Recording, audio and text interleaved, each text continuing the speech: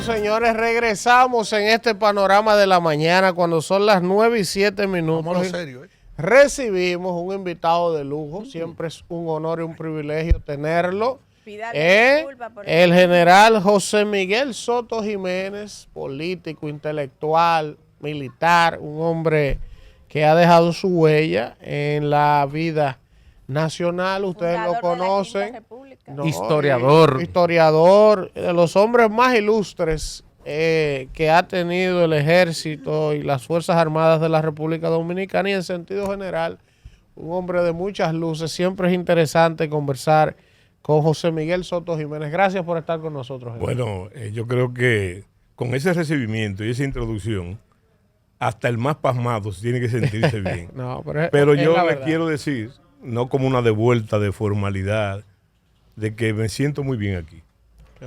Y defiero una invitación con mucho gusto. Gracias. Porque el programa se llama El Panorama de la Mañana, pero yo creo que más que un panorama, aquí hay muchas cosas involucradas, entre ellas la pluralidad, la independencia de criterio también. Que falta una dama que no está aquí, pero somos 3 y 3. Iba a hablar de eso ahora, del equilibrio. Del equilibrio, ¿verdad? Lamentamos, general, en el momento en que le tocó a usted irrumpir en esta cabina, en un momento en que se estaba debatiendo un tema muy controversial.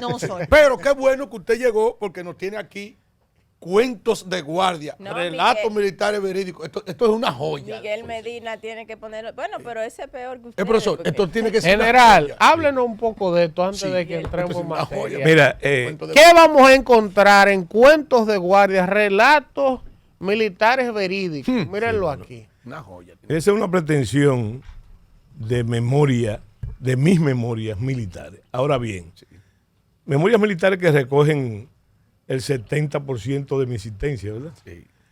Yo reniego de la palabra memoria, porque se escriben las memorias cuando usted ha terminado, pero yo no he terminado.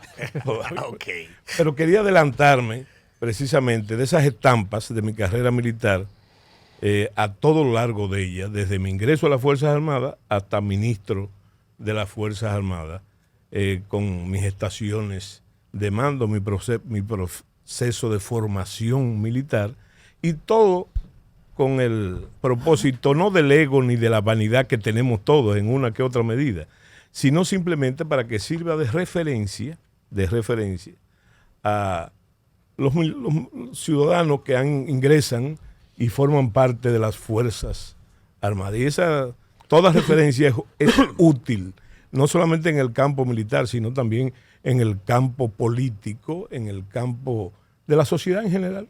Todos los gestores sociales y los actores sociales, ¿verdad?, son un referente. Interesante. Sí. General, vamos a hablar un poco de República Dominicana, de los temas de seguridad, de política. Un hombre de su experiencia. ¿Cómo ve hoy 24 de junio del 2025 el estado situacional, económico, social de este país? Y sobre todo, usted que es un hombre que está en este momento cerca del expresidente Leonel Fernández, ¿cómo ve la oposición política? Yo hacía en mi comentario esta mañana una crítica que yo no siento. Yo no siento. La Fuerza del Pueblo se ha quedado en una España boba de que un jodido congreso, 6 meses, una vaina, el PLD por otro lado, es un tribunal desarticulado. Entonces el PRM está cayéndose solo, pero no hay una oposición. O sea, ¿cómo usted lo ve? ¿Qué usted percibe? ¿Cuál es el ambiente que usted puede describirnos de este momento? No sin antes de responderte esa inquietud tuya, enviar un saludo muy dominicanista a toda la audiencia de este programa, y con esa audiencia como ente reproductor a todos los ciudadanos. Así es. Bueno, mira, lo que tú estás diciendo, la mitad de la pregunta la respondiste tú, porque la Fuerza del Pueblo en la actualidad está inmersa en un proceso que es el Congreso Elector Manolo Tavares Justo, para elegir las nuevas autoridades del partido. Eso es lo que es producto de lo que se ha llamado, en términos del proceso democrático dominicano, lo que se llama la democracia interna, ¿verdad? Un proceso de democracia interna, que yo creo que es muy importante. Sin embargo, al mismo tiempo, esa tibieza que tú dices en el hecho de hacer oposición, hay que entender muy bien qué es la oposición. yo creo en la oposición, en lo personal, la posición proactiva. ¿Qué es la posición proactiva? Criticar, analizar las cosas malas de una gestión de gobierno, pero proponer propuestas. Pero además de eso, lo proactivo también quiere decir no todo es malo ni todo es bueno, ¿verdad? Y hay una zona gris.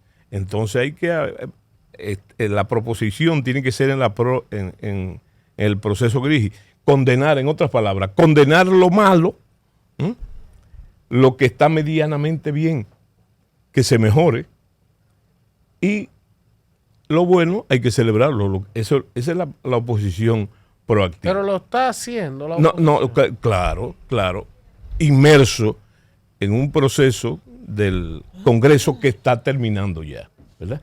Y yo creo que eso puede marcar el banderillazo, ¿verdad?, de la oposición, que no ha cesado nunca.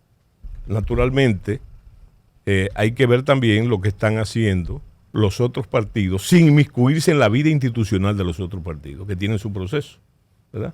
Así como observador, yo te puedo decir que por ustedes, por ejemplo, que son un elemento muy importante, yo creo que es muy importante, no solamente como presión social, sino también para efectuar un papel de gestor político, que muchos dicen que lo hacen las actividades comunitarias, básicamente, que es la nueva forma de hacer política. Yo creo que Kimberly sabe de eso, ¿verdad? Sí. Pero también hay que tomar muy en cuenta que ustedes constituyen una denuncia o un esfuerzo de vigilancia y corrección de todos los procesos, inclusive, y yo te he oído a ti mucho en eso, en el caso de la justicia, de la majestad de la justicia, ¿verdad? Entonces, anteriormente eso se hacía de otra forma, pero ahora, como el caso, por ejemplo, del tema haitiano, antes, yo estoy hablando de hace 30 años, ese enfoque con respecto a Haití, pero sobre todo a la dominicanidad, ¿eh?, lo que se llamaba el nacionalismo, la hacía una élite de pensadores, de pensamiento, etcétera. Pero la gente no se ha dado cuenta, y yo creo que ustedes se han dado cuenta, de que eso ha copado toda la base social dominicana. Claro. Desde arriba hasta abajo, pero sobre todo abajo. El país grandote del que hablaba, yo no sé si ustedes recuerdan la teoría del presidente Fernández de los 3 países, ¿verdad? Un país pequeño, yo le puse número, que a veces con ese país pequeño, y sigue constituyendo el 0.05% de la población. Un país mediano, que era llamada clase media, que el profesor Bosch llamaba la baja pequeña burguesía, con sus 3 denominaciones, y el país grandote. Hay un problema con el país grandote, que el país grandote es el que elige los presidentes, por un asunto de cuantitativo, ¿verdad? Entonces, en esa condición, yo me refería al papel de ustedes, porque ya eso ha pasado no solamente con el tema haitiano, sino con todos los temas. Y entonces hay una clase, vamos a llamarla así, no clase, está mal usada, un segmento de la sociedad que son los comunicadores. Los comunicadores hacen ahora, que son parte no de esa base social, pero está como instrumento de esa base social, que son importantes en el dinamismo de la sociedad. Ahora bien, yo dije que no me inmiscuir en los asuntos de los adversarios políticos de la organización que yo pertenezco, ¿verdad? Porque hay que tomar en cuenta una cosa, la frase de Neruda aquella, a mí la poesía me la dicta el partido y la política me la dicta el partido, ¿verdad? Sí. Y es un detalle, sí, un detalle que hay que tomar muy en cuenta. Por ejemplo, ahora, y ahora me iba a referir en la introducción, vuelvo con relación a ustedes. Mira, yo tengo la sensación, yo me levanto todos los días a las 4:50 de la mañana, una vieja costumbre militar. Lo primero que yo hago es revisar con unas facilidades que hay, los titulares, y ver las noticias de todo. Yo creo que ahora mismo hay sobre el tapete un cúmulo de problemas en la sociedad dominicana que escapa inclusive a la prioridad de ustedes, ni que el programa durara 8 horas. Se le van vainas a uno aquí Sí, todo el día. no. Y a veces eso produce, como se dice en el buen argot, que un tema saque el otro, ¿verdad? Que un tema saque el otro. Depende también con la vehemencia en que se acuse. Yo lo que les digo es que la Fuerza del Pueblo, por ejemplo, acompaña en medio de ese proceso del Congreso, del partido, trata de acompañar a la sociedad en ese proceso. Con respecto al caso del partido de gobierno y sus aliados, yo pienso que tienen la misma sensación también, la misma posibilidad. Y eso llega a la gestión pública. Son tantos los problemas. ¿Cómo tú le pegas parche a esos problemas? Yo lo comparo con el jarro pichado. ¿Te acuerdas del merengue de jarro pichado? Sí. A mí me dieron agua. En un jarro pichado, claro. Era una taza de metal, ¿verdad? Que por el uso y desuso del vaso, que se usaba para todo. Sí, pero eso era papetán aquí. Sí, tiene doble sentido ese. Sí.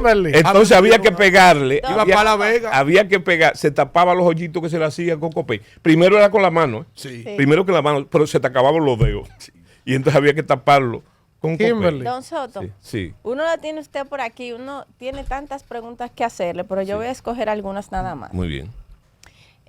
Por sus diversas facultades. Sí. Primero, un ensayo que usted publicó en el 96, las fuerzas militares de República Dominicana, desde la primera hasta la cuarta república. Sí. ¿Qué tuvo eso que ver con la quinta república, la fundación de su fuerza política? Segundo, su fundación. sí.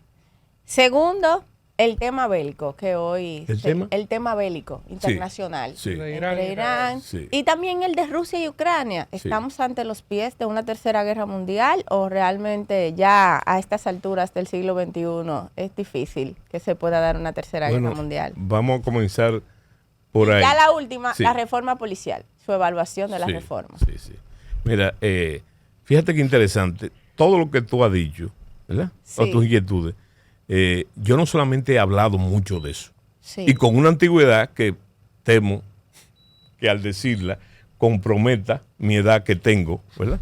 Sí. Pero esos reflejos de la edad, ¿verdad? Sí. Que tanto cuidan ustedes, las mujeres, y que los hombres deben cuidarlo también. Ya arrancamos. En su medida. Lo he hecho por escrito. Sí. Por escrito.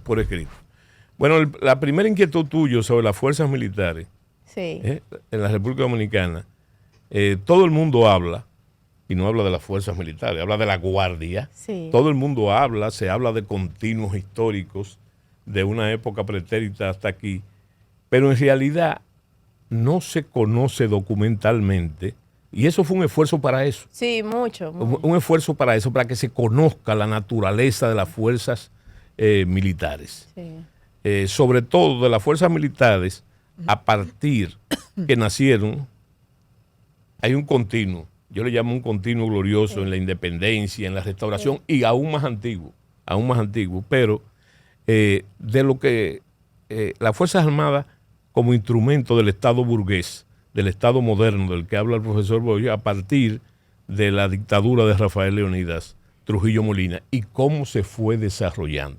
Está encajada en la Cuarta República. Sí.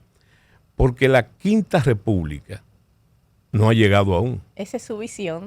Claro, no ha llegado aún porque estamos todavía, y eso se debe a los parchos de las reformas constitucionales, estamos aún en la Cuarta República, ¿verdad?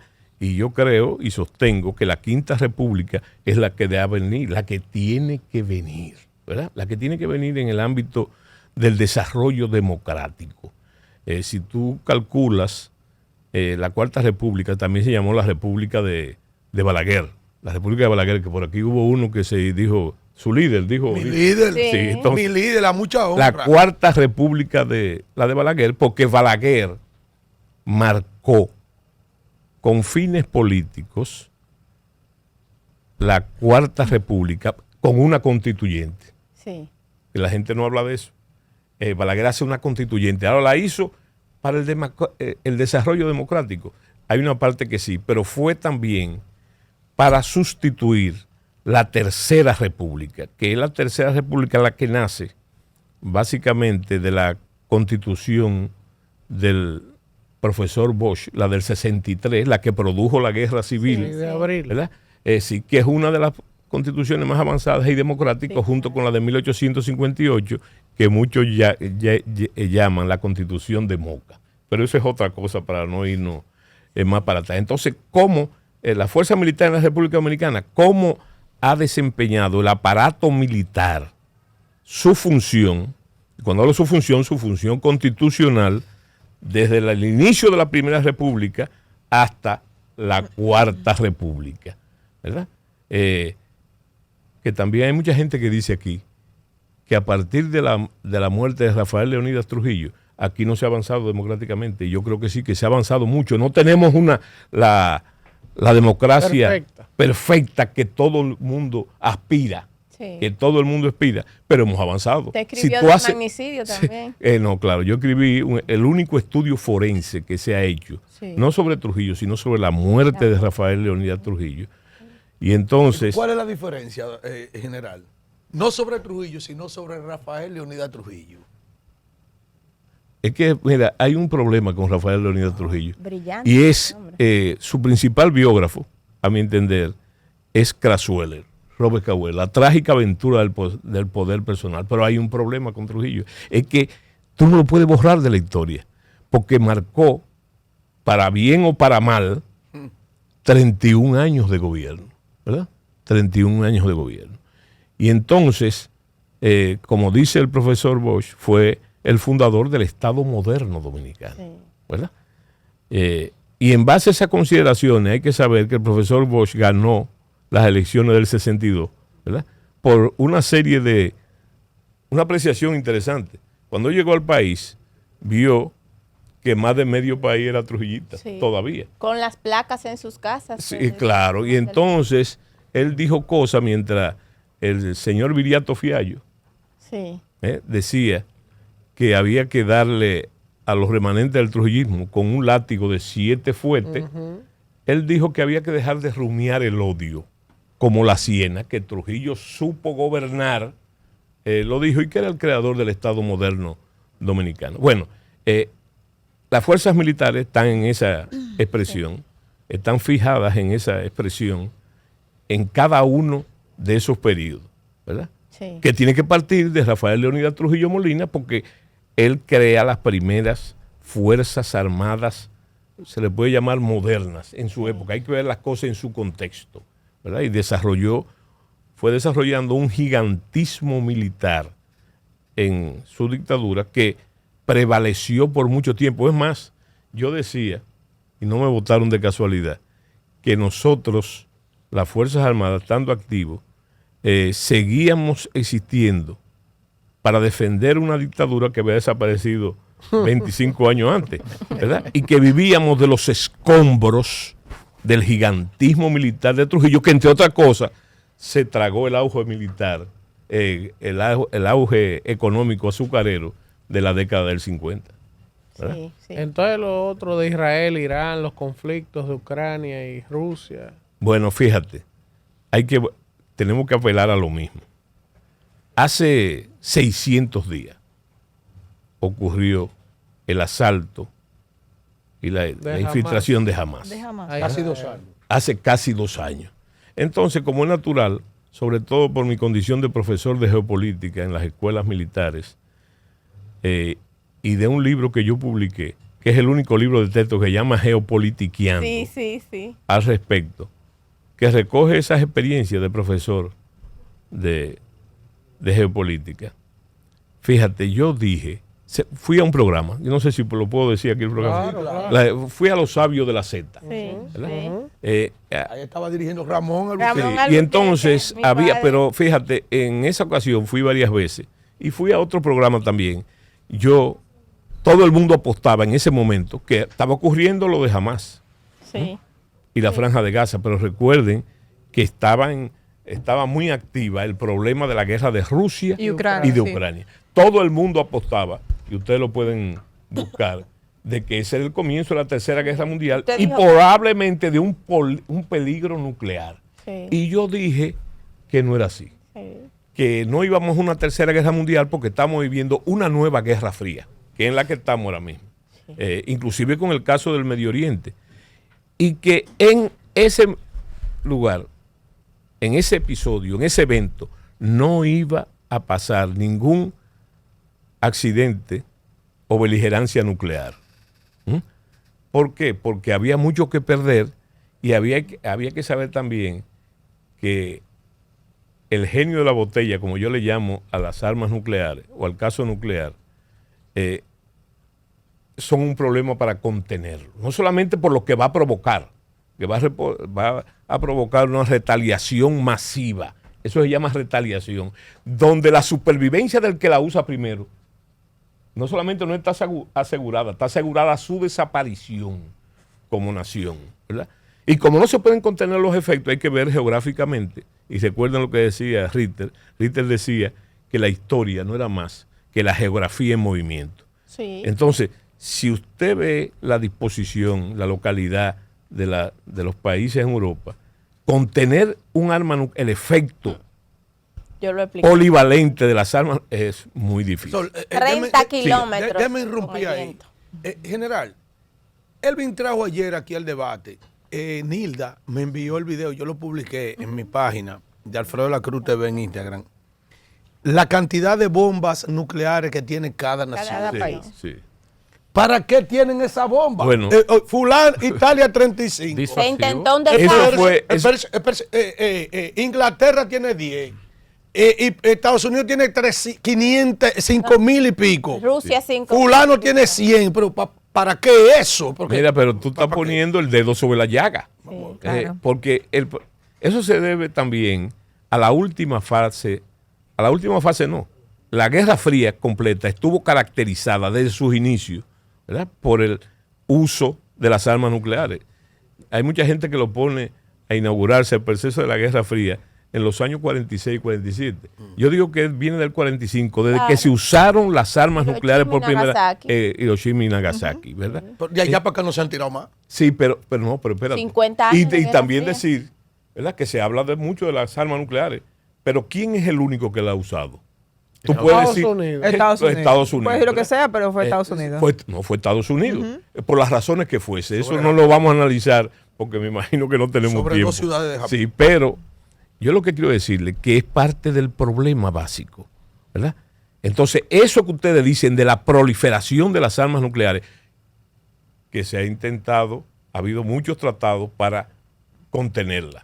La proliferación, mírale el nombre, la proliferación. Hay, es reproducir más. Exactamente, pero sí, eso fue parte de la carrera armamentística, que tiene que ver con el uso, los 3 usos de las armas nucleares, porque las armas nucleares y la de destrucción Don masiva. Miguel, la emergencia de Estados Unidos después de esa guerra fría. No, pero y no solamente eso, recuérdense que hubo, para contener el secreto nuclear y ellos mantener la primacía, llegaron a ejecutar ciudadanos, porque en el espionaje le pasaron el secreto, sobre todo de la bomba de hidrógeno, a Rusia, a la Unión Soviética en ese Vamos a eliminarlo, ya ese no va a poder servir para fabricación de otra bomba para otra nación. Se lo pasaron. No, y sobre todo brindar, despojar a los Estados Unidos de la primacía. De la primacía. El que sabe hacer la bomba, elimina. Por ejemplo, mire, hay un detalle técnico. Un detalle técnico. La doctrina del uso de las armas nucleares, el uso militar, hay que calcularlo en 3 niveles. Y en la guerra todo se calcula en 3 niveles. En el estratégico, en el operacional y en el táctico.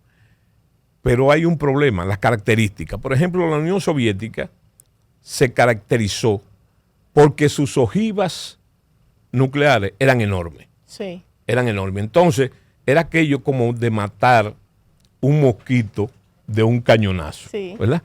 Los Estados Unidos y Occidente por su precisión. ¿Verdad? Y eso ni siquiera eso pudo parar la proliferación del número. Pero en el caso que nos ocupa, yo lo que dije en aquella ocasión fue que en la guerra de Ucrania no iba a pasar ni una ni la otra cosa, que estábamos reeditando una nueva guerra fría. Pero Dije también, cuando el caso esto hace 600 días, un poco más o un poco menos, yo dije en ese programa, con el embajador de Israel o algún representante de Israel en cabina, yo dije sinceramente, no me puedo vanagloriar. De las cosas malas yo no me puedo vanagloriar ningún tipo de profecía ni nada de eso. Eso es producto del análisis militar, más que de otras consideraciones, ¿verdad? Quiero recalcar que en la guerra de hace 6.000 años tiene 9 principios.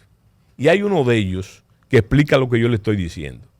No es que sea más asertiva que la geoestrategia, que la geopolítica, que los análisis economicistas, no, pero son más concretos. Un cálculo de operaciones no miente. Está lo que está pasando y la intención también. Eso es un principio de la guerra que se llama simplicidad y que dice, fíjense la antigüedad, que en la guerra nada complicado funciona, solamente funciona lo sencillo. Los 9 principios de la guerra, los 9 principios de la guerra. Finalmente decirle, no me deje así. Espérate, yo sé que tú prives en dictador aquí, pero espérate. Sí, el guardia soy yo. Sí, óyeme, fíjate un detalle. Lo que yo dije es... ¿De Sus?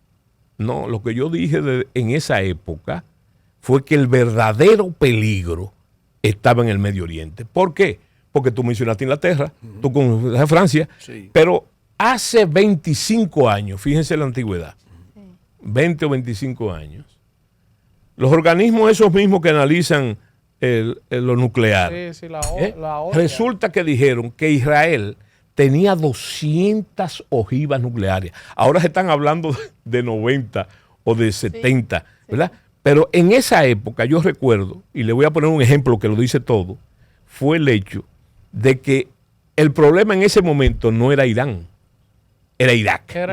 Y resulta que bombardearon, lo mismo que pasó ahora. Empezó Saddam a atacar Israel porque Israel había hablado del programa nuclear y eso provocó un escándalo porque después se dijo que no había armas nucleares. Pero resulta que Saddam mandó cohetes Scud de fabricación soviética, que son un problema para la disuasión porque pueden llevar carga nuclear y carga convencional, pero usted no puede esperar que caiga para saber si una cosa o la otra. Y entonces Israel simplemente dijo que ellos iban a responder, que si volvía a caer un Scud en su territorio, ellos iban a responder con el arma más pesada de su arsenal. ¿Qué hicieron los Estados Unidos? Porque es un problema para los Estados Unidos por la disuasión. ¿Qué hizo los Estados Unidos? Y sacaron le facilitaron la creación del famoso domo de hierro, que en esa época simplemente se hablaba de los Patriots, ¿verdad? Entonces le mandaron los Patriots y ahí pasó lo mismo. En el caso de ahora ha pasado lo que lamentablemente yo dije antes, que ese era el problema de la famosa disuasión. El problema entre Israel y paradójicamente, déjeme decir una cosa, mire lo que es los asuntos de la política. Recuérdense lo que decía Clausewitz. Clausewitz decía que la guerra no era más que la política sin sangre, por otros medios, ¿verdad? Pero usted sabe quién fue, usted sabe cuánto hace que Irán, después de la famosa revolución blanca del Shah de Irán, usted sabe cuánto hace que tienen un reactor nuclear.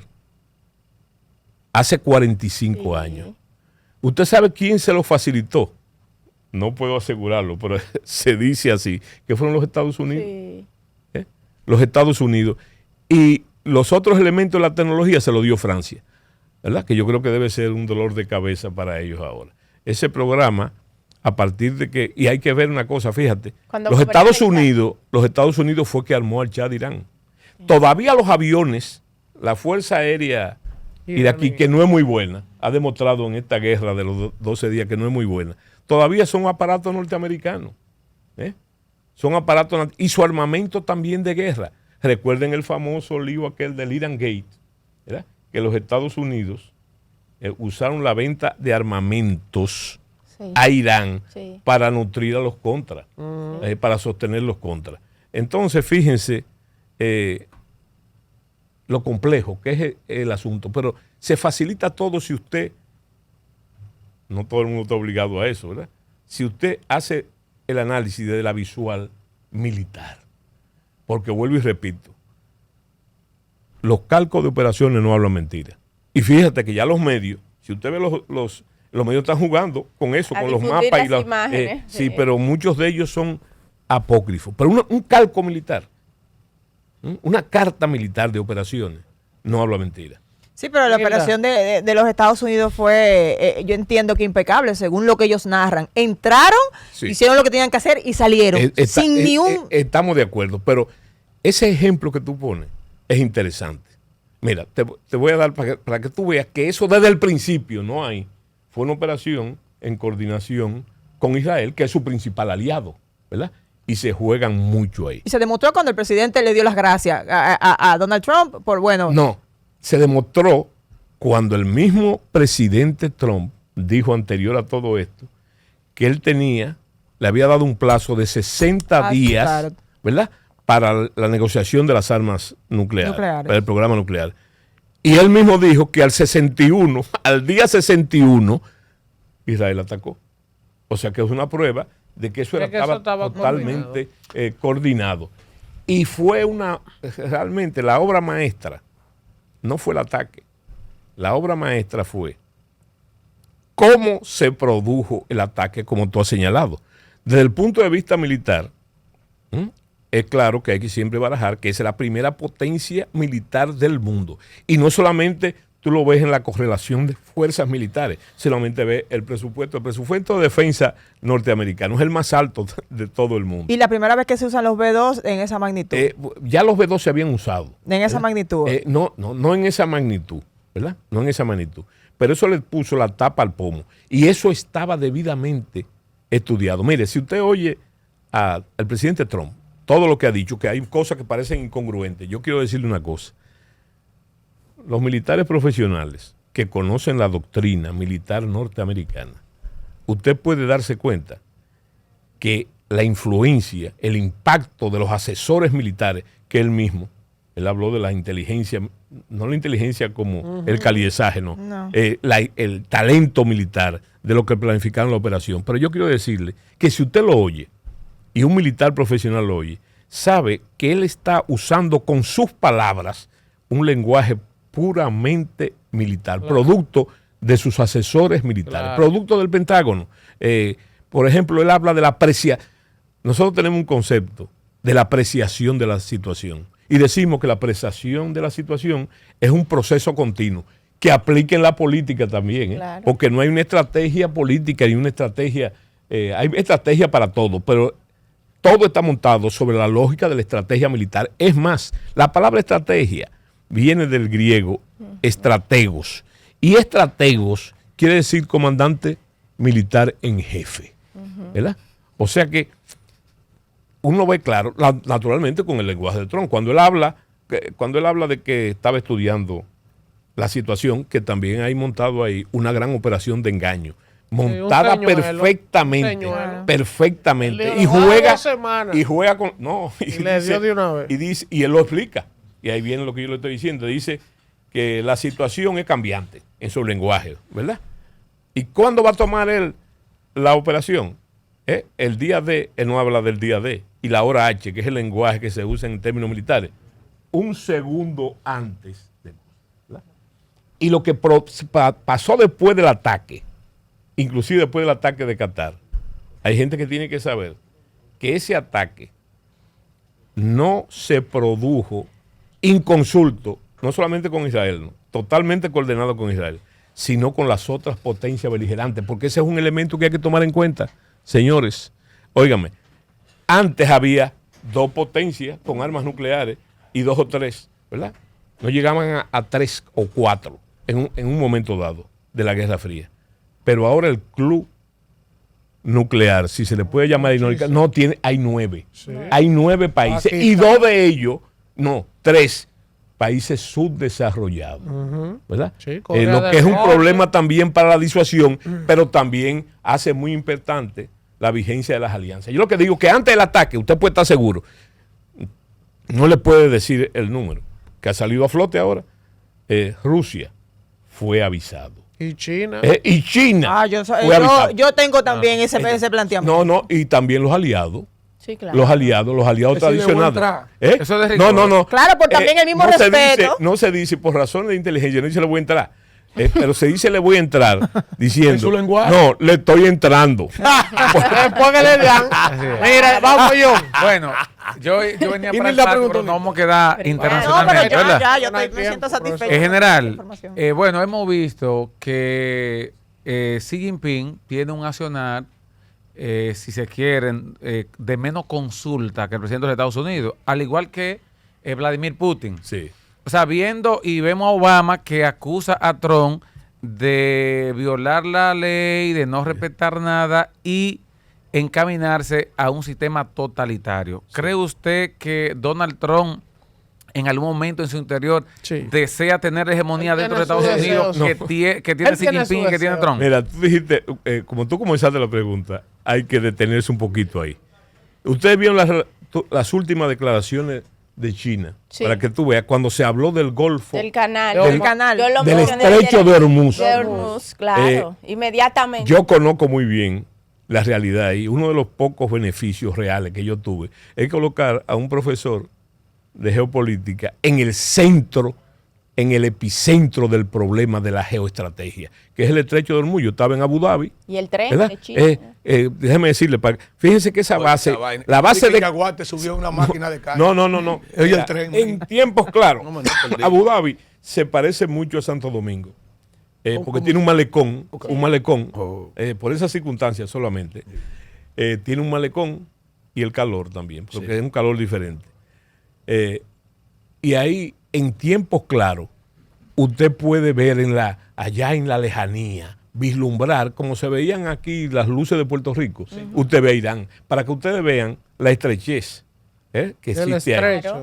50 kilómetros de ancho. 50 kilómetros. Sí, pero también hay un problema. Las bases norteamericanas que están en los alrededores, ninguna está más allá de 150 kilómetros, lo que no es nada, ¿verdad? 150 kilómetros que se puede hablar de aquí a qué, a Bonao, no. A Santiago. A Santiago. A Santiago son casi 200. A La Vega. Sí, a La Vega. Entonces yo le digo a ustedes que fíjense lo que dice Xi Jinping. Eso lo dice todo. Todo. Todo lo dice. Cuidado. Dice él, oigan, pero la advertencia, ¿a quién es? Es a Irán. A Irán, claro. ¿Verdad? ¿Por qué? Por una cosa clara, el 20% del petróleo de China pasa por ahí, ¿verdad? Y otras cosas pasan por ahí, ¿verdad? Entonces, eso demuestra la posición de China, lo que tú decías. ¿Cuál es lo que demuestra?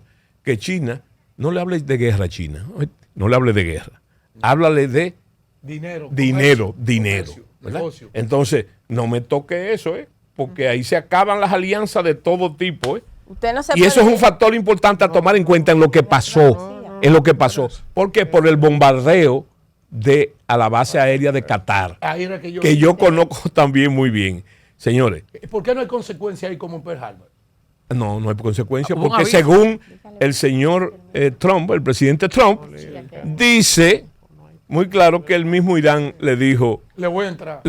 Claro. Pero fíjate, él lo dice como una ironía, ¿verdad? Ellos me avisaron. Pero hay mucho de eso. Ellos me avisaron. Hay mucho de eso, fíjate que no cayó, creo que cayó de toda la andanada, solamente cayó un misil y no en punto clave. Ahí no hubo ni siquiera heridos ni grandes destrozos, ¿verdad? Eso lo demuestra. Entonces, con esas dos posiciones. Una base de esa ya está 10,000 militares. Mira, hay una cosa que también pasó por debajo fue la reunión del canciller de Irán con Putin, ¿verdad? Entonces, Putin es cierto que tiene una relación, pero hay que comprender una cosa, que Putin está envuelto en una guerra, ¿verdad? En una guerra donde el mediador por la paz público es el Trump también, ha sido Trump, ¿verdad? Y ha habido hasta procesos legales por la cierta venencia que tiene Putin con el señor Trump, ¿verdad? Que tenía una foto de Putin, Trump. Y mucho respeto que le ha dado Trump a Putin y viceversa. Claro. Usted sabe que con usted nunca el tiempo nos da, pero no podemos dejarlo ir de aquí sin que usted nos dé un panorama sintetizado sobre el tema haitiano. Usted nos habló al inicio una pincelada de ese empoderamiento colectivo de la sociedad dominicana de defender la dominicanidad como nunca. Pero ¿qué podemos esperar de Haití? La comunidad internacional no mira para allá, a nadie le interesa esa vaina. Fíjate, ahí hay un problema. Yo vine aquí a decir problema. El problema es, mira, tiene que ver mucho con la geografía y la geopolítica. Mucho habla. Mira, que el nuevo director, el presidente de la OEA, ¿verdad? Ha dicho, ya habló de Haití. ¿Cuál es la intención de la administración Trump con Haití? Como parte de ese. Que si el gobierno dominicano se sabe montar en la política Trump, ¿verdad? Puede ser favorable para el gobierno.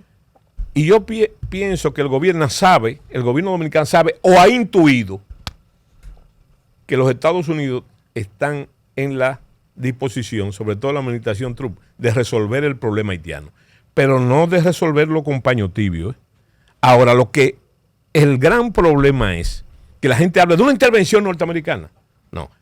Ellos saben que si lo llevan a las Naciones Unidas, el Consejo de Seguridad va a vetar esa posibilidad. Pero donde no se puede vetar, porque hay inclusive una larga tradición de eso, es en la OEA, que nos la aplicaron a nosotros, la Fuerza Interamericana de Paz. Claro. Así como impusieron en Haití el famoso Consejo de Estado, que nos lo aplicaron a nosotros también, hasta con el mismo número. Nosotros tuvimos 2 consejos de Estado, ¿verdad? Aplicaron hasta el mismo número. Es una fórmula norteamericana. Entonces, yo lo que te digo es que en Haití, de manera formal, va a pasar algo. Pero pensar que los Estados Unidos no están metidos en Haití, ¿verdad?, en sus formas, es un error de subestimación. Porque los Estados Unidos tienen su procedimiento, sobre todo militares, y yo estoy seguro que las fuerzas especiales norteamericanas están en Haití de hace bastante tiempo, ¿verdad? Las fuerzas especiales, que ese es su trabajo, preparar las condiciones de empeño para futuras acciones, ¿verdad? Pero también hay otros indicios muy importantes en ese juego y donde la República Dominicana juega un papel importante. No de intervención, porque el líder del señor aquí, mi líder, se opuso, que está aquí en el libro, se opuso realmente en el pasado cuando eso pasó. Cuando eso pasó, ya eso pasó. Porque ¿cuál es el peligro real?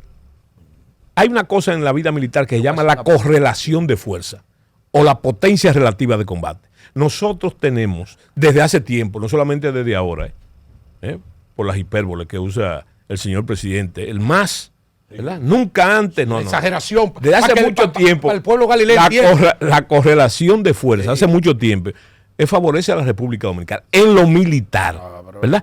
Entonces, miren, ¿cuál ha sido desde la independencia haitiana hasta ahora? Desde antes de la independencia haitiana hasta ahora, hay una tendencia en Haití de las fuerzas paramilitares, que siempre son más beligerantes que las fuerzas regulares. Solamente le voy a mencionar a los Tontón Macuto, los Quemier, etcétera. Entonces, esas son las bandas. Esas son las bandas. Ahora, el gran peligro de las bandas, yo les digo, el gran peligro no es de beligerancia militar. Es que desde la independencia, los haitianos lo que han hecho en todos sus movimientos, de operar allá y buscar santuario aquí, ¿verdad? Y yo le quiero decir, por experiencia personal, que ya lo hicieron cuando esas bandas eran las famosas guerrillas. Había 6 grupos guerrilleros. ¿Qué pasó con la intervención norteamericana? ¿Qué pasó en la intervención? Que puede ser una preconición de lo que puede pasar José Miguel. Cuando los gringos se metieron en Haití, ¿qué pasó? ¿Verdad? Entonces cruzaron para acá. José Miguel. Pero las Fuerzas Armadas Dominicanas los hizo presos y los desarmó aquella época. Y yo como ministro los tuve de visita allá, por 2 o 3 meses, hasta que los norteamericanos lo vinieron a buscar. Mire. Muchos de ellos no solamente lo llevaron preso, ¿verdad? Dique preso, sino que lo volvieron a meter en Haití. José Miguel, yo quiero la opinión suya sobre la antigua orden. Pero la poesía, entonces tú me la dejas de lado. No, yo tengo 2 preguntas que no se puede ir sin esa pregunta. Vamos. La antigua orden. ¿Cuál es la opinión de José Miguel Soto Jiménez sobre la antigua orden? La antigua orden, que no es tan antigua, yo quiero decirle a ustedes que es una expresión de lo que yo te decía ahorita, de ese nacionalismo dominicano. Yo no me gusta llamarlo nacionalismo, sino dominicanismo. Okay. Una expresión de bastante noble, jóvenes, ¿verdad? Que al llegar, te voy a hacer una pregunta para responderte tu pregunta. ¿Quién dirigía anteriormente, bajo qué liderazgo se efectuaban todas las marchas que se hicieron desde el principio de este gobierno y que yo participé en todas? ¿Quién la lidería? Marcha Verde. No, el Instituto Duartiano. Sí, claro. Sí, ¿entiendes? Sí. Bueno, pero entonces, en un momento dado, por lo que ya les dije de la expansión del conocimiento, inclusive con los mismos discursos, esa expresión, en un momento dado, lo tomaron esos jóvenes, ¿verdad? Sí. Esos jóvenes que yo pienso que yo no podría. A mí no me gusta hablar de ese. A mí me gusta hablar, cuando hablo de Friusa, a mí no me gusta hablar de la antigua orden. Yo hablo de la hora de Friusa. Ellos fueron que tomaron esa iniciativa. Eso es innegable, sí. ¿Verdad? Y inclusive le comieron los caramelos a muchísima gente, ¿verdad? Entonces, ellos fue lo que hicieron. Pero el movimiento es bueno, es malo. No. Hay gente que lo sataniza. Es que no podemos. Mira, si nosotros categorizamos como bueno o malo, y te voy a hacer una comparación tremenda, por jóvenes, muchos le ven tintes autoritaristas, y hasta subversivos de derecha. Pero oigan lo que les voy a decir una cosa. Una simple mirada, reflejo. Yo no conozco un grupo más subversivo en términos de buena doctrina que los trinitarios. Y bajo la misma acusación, yo no lo estoy comparando, no lo estoy comparando. Sí. Porque no podemos comparar. La misma finalidad. Y eso fue obra de Juan Pablo Duarte, que mucha gente lo quiere poner como manso, como si no. Fíjate un detalle. ¿Tú sabes cuál es la acusación a los trinitarios? De los grupos conservadores y de los ultraconservadores y hasta de las autoridades haitianas. ¿Tú sabes cómo le decían? La revolución de los muchachos. Eso parece light, pero ustedes saben el concepto de la cultura dominicana, aquello de que el que se acuesta con muchachos, ¿cómo amanece? Sí. Miguel Ángel, antes de ir, Kimberly, discúlpame. Yo le tengo dos preguntas y son breves sus respuestas. Sí. Y quizás yo le voy a hacer una pregunta que nadie le ha hecho a un ministro de las Fuerzas Armadas, y más un hombre de la dimensión suya, porque a diferencia de muchos, usted es un intelectual. Sí. Que su intelectualidad está plasmada en cada uno de sus Dime el trancazo que viene ahora. No, es suave. Sí. Primero, estábamos hablando del tema haitiano. Sí. Y muchos dominicanos nos preguntamos cómo Estados Unidos tuvo la facultad de matar a Osama Bin Laden, sí, de matar a Saddam Hussein, a Suleiman, a Muammar al-Gaddafi, y no ha podido con Berbecué. Y mucho barbecue. Con Berbecué. Barbecue. Barbecue. Eso es uno. Sí. Y segundo, ya lo dije, la historia de Wessing y Balaguer. Sí. De mi líder, que se lo entrega a los guardias, le dicen decidan su destino. Sí. Y luego él, Balaguer, lo pone detrás de él como jefe de la Fuerza Armada años después. Sí. Explíqueme esa vaina. Mira, tu primera pregunta, sí, no te la va a responder Soto, te la van a responder los hechos y ustedes, los comunicadores, lo que ha salido en la prensa.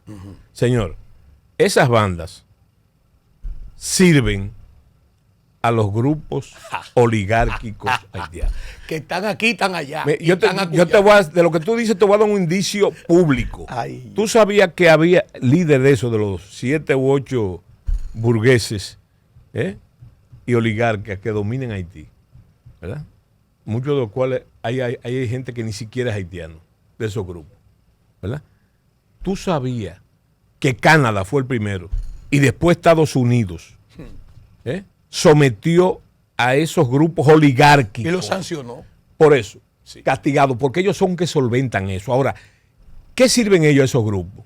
Es como si la mafia, y yo creo que viene al tono la comparación, es el trabajo de la mafia, que cuidan sus espacios territoriales de negocio con esas fuerzas en este caso, ellos saben quién con entra, esas bandas. Que entra por la esas frontera, bandas que entra por los puertos. responden a eso. Sí. Yo no estoy hablando de especulación. No, es la verdad. Le han quitado, lo han sancionado. Los grupos lo han sancionado esas potencias. Fíjate, y hay muchos indicios de lo que va a pasar ahora. ¿Verdad? De lo que va a pasar ahora. ¿Por qué? Mira, ustedes recuerdan el secuestro. Ustedes recuerdan el secuestro de los religiosos norteamericanos. Sí, claro. Sí. Pero ustedes sabían que los norteamericanos tienen uno de sus principios fundamentales es no negociar con terroristas. ¿Verdad? No negociar. Yo le pregunto a ustedes, ¿mataron a algún religioso? No lo mataron. ¿Qué pasó? Es más, la prensa internacional ni se dio cuenta cuando lo sacaron, volvieron a su país, los religiosos. ¿Qué indica eso? Que hubo una negociación. Pero mataron los hijos. Con una negociación. Sí, mataron una pareja. Sí, pero eso fue después. Eso, yo estoy hablando del grupo de religiosos, que también junto con los religiosos, por si ustedes le olvidó, había unos dominicanos, ¿verdad? Sí. Que fueron, que nadie supo tampoco cómo se negoció eso. Pero se negoció. Se negoció. Entonces, ambos. Entonces, ¿qué quiere decir eso? Que los norteamericanos saben. Ahora, la pregunta es: ¿con quién negociaron? Con los grupos terroristas. Y yo estoy de acuerdo contigo. ¿Por qué ha sobrevivido el señor Barbecue? Que han tratado de darle una transformación de bandido, a líder político revolucionario. ¿Verdad? Wessing y Balaguer. Wessing y Balaguer es propio de la dinámica. Ustedes saben que en la identidad nacional, la famosa identidad nacional, hay muchos factores, ¿verdad?, que la marcan. Una de ellas es cultural. Yo le quiero decir algo. Cuando yo hablo de cultura, no estoy hablando de violín, de poesía, no, estoy hablando de la conducta de los grupos humanos frente a la vida, ¿verdad? Usó una de las 48 leyes del poder. Contrata a un enemigo. La usó todas. La usó todas. Ahora, hay declaraciones de mediadores antes de ese caso, de mediadores antes y después. Y voy a mencionar uno aquí. ¿Antes de cuál caso?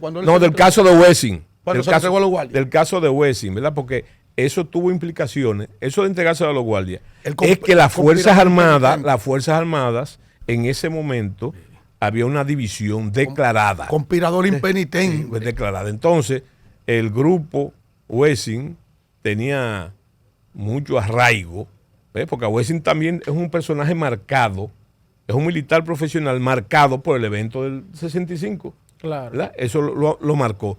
Pero este tipo tiene su historia y tenía mucho arraigo en la Fuerza Aérea, y fundamentalmente en lo que fue el CEFA, que después se convirtió en Comando de Escuela de la Fuerza Aérea. José Miguel. Espérate, entonces había... Eso no fue en la reposición de Wessing, porque viene que usaba mucho Balaguer. Sí. El hecho de que ese señor que pasa por ese proceso, ¿verdad?, ese señor se convierte después en secretario de las Fuerzas Armadas, en un gobierno de Balaguer. ¿Qué significa eso? Lo que ha dicho personajes como Pedro Gil Iturbide, que fue uno de los mediadores para recomponer, y no porque lo digo yo, sino que lo escribió también antes de morirse, ¿verdad? Y otros mediadores que tuvo para arreglar esa situación. Pero Balaguer tenía un arma poderosa, entre muchas otras que tenía, que era el desconcierto. Porque tú te preguntas, ¿pero cómo es posible que después de eso él entregue la Secretaría de las Fuerzas Armadas al conspirador impenitente? ¿Verdad? No es la única vez que Balaguer usó el arma del concierto. Lo mismo se podía decir con General Inver Barrera. Oh, sí. El hombre que lo deja entrar aquí en el 65 porque su mamá está enferma. Y cuando ve que ya tiene con plazo varios días, entonces lo saca. ¿A qué hora que tú te vas? Lo saca, ¿verdad? Y al sacarlo, el doctor Balaguer le dice, bueno, si yo tengo que irme, me voy a ir al lado constitucionalista, ¿verdad? Porque en la guerra de abril, que también hay que agotar páginas, claro, eso hay que escribirlo. Había un grupo balaguerista en la guerra de abril, que era el famoso grupo San Cristóbal. ¿Verdad? Dentro de los constitucionalistas. Dentro de los constitucionalistas. Sí. Pero la poesía, usted no se puede ir de aquí sin hacer una poesía. Ya Alfredo y yo aquí no hay coordinador. Aquí no hay coordinador. Usted es el coordinador. No se sienta así. Haga su poesía. La gurrupela. José Miguel, para despedirnos, usted ha desplegado aquí su conocimiento geopolítico, de política local. Claro. Pero usted también es un poeta. Con lo que enamora. Usted es un poeta. No, pero espérese un momento. Un poeta. Ustedes han dado un salto fuerte. No tiene la musa activada. No, espérense. Espérate ahí, Cundo. No. Mira, yo, los versos que le voy a decir, sí, a mí particularmente me fascinan. No son míos, son de uno de los poetas malditos franceses.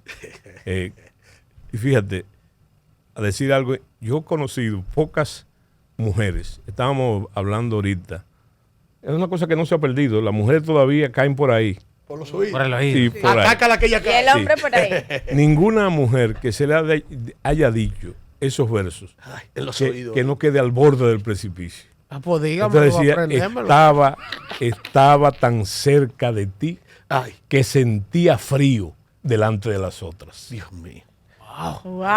Eso debe estar acompañado de una buena cartera. Estás escuchando Panorama FM 96.